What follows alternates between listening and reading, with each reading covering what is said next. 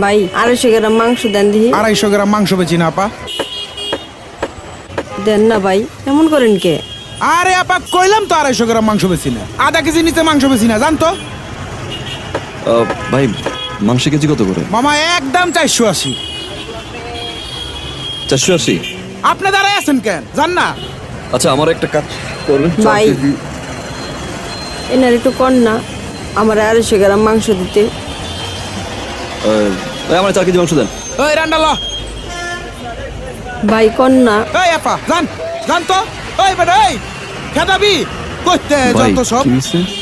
আরে ভাই আজকালকার কি আধা কেজির নিচে মাংস বেচে, 250 গ্রাম মাংস চাইতেছে।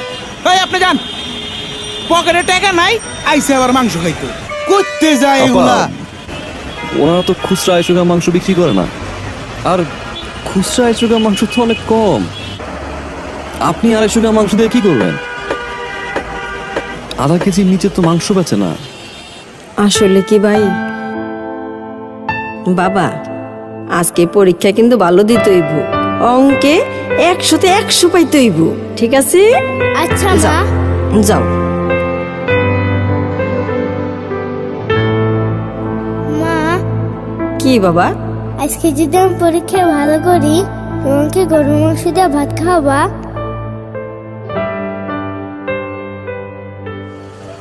পোলাটার ছোটবেলাতে বাপ নাই, জীবনে অনেক কিছু চাইছে, কিন্তু তার কোনোদিন কোনো চাওয়া পূরণ করতে পারি নাই। আইজো মনে পারলাম না ভাই।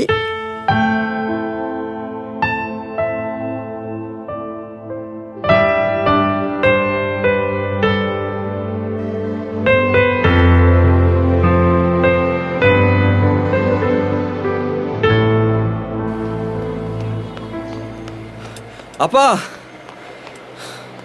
আপা আপনি?